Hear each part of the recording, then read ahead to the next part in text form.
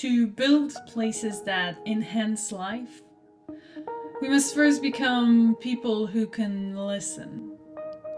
Beyond the noise of our certainties, beyond the walls of our knowing, it's a place of unlearning, of remembering how to see with new eyes, where every crisis becomes invitation and every challenge a doorway. Somewhere between the third cup of coffee and the 1,000th spreadsheet we forgot to ask, what if our greatest qualification isn't what we know, but how deeply we can unlearn? There's a moment between thinking and knowing, where the land begins to whisper its ancient algorithms of belonging, a place holding infinite possibilities within it. Your job is to hear them. Your tool is silence. First, you'll doubt your own senses. That's normal, by the way. You'll wonder if that flutter of insight was just your imagination playing tricks. But slowly, like learning a new language, you'll start to notice patterns, how water wants to flow, how wind shapes possibility, how life creates conditions for more life. You'll discover that making places isn't about adding more features. It's about removing obstacles to what wants to emerge naturally. And slowly something shifts. You stop being just an expert.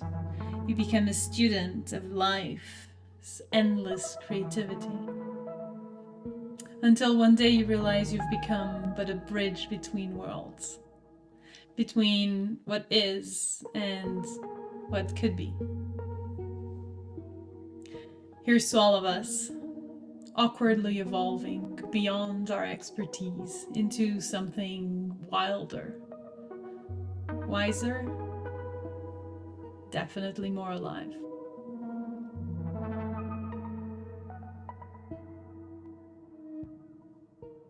My dearest imaginary friend.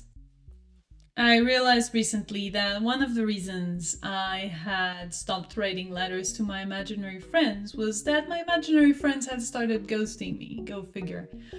So next year I will probably change Galosh, Mr. Bergeron, and the others for new ones. As the winter season starts showing its claws, many tiny, beautiful things are happening in my life. 1.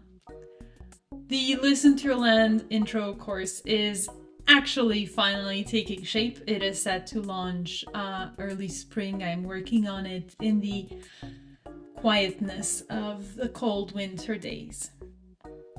Much beyond a simple sustainability course, it's an invitation to practice land alchemy.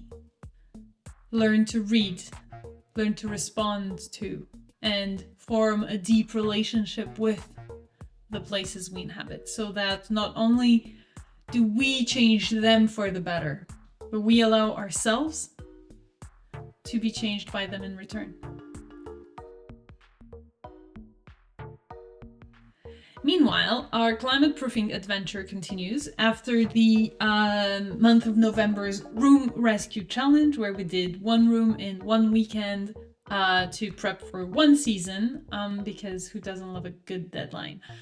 We are gathering again on December the 17th. That is just a couple of days away for the Winter Wisdom Wishlist webinar. We'll do a wish list for Santa to help us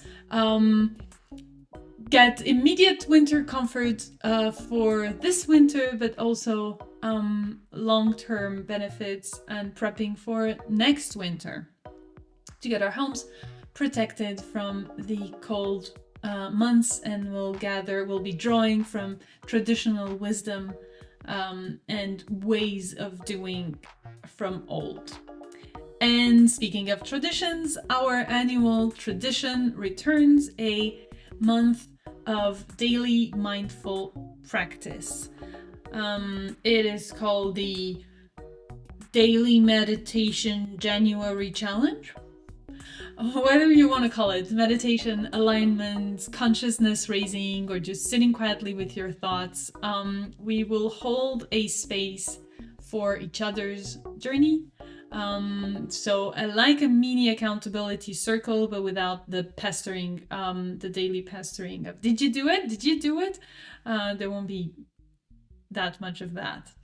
We'll try to cultivate awareness, and I'll show you all my tips and tricks from doing this over the years. It is definitely, for me, one of the very best things that I do all year long. It preps your soul and heals in ways that are hard to define until you try it. So if you so feel inclined to participate, rules to follow, dive in directly. Here is going to be a Substack messaging thread. So you can dive right in, and we'll start posting about a week before the 1st of January. So right, maybe after Christmas. That's it for now. Love, Joe.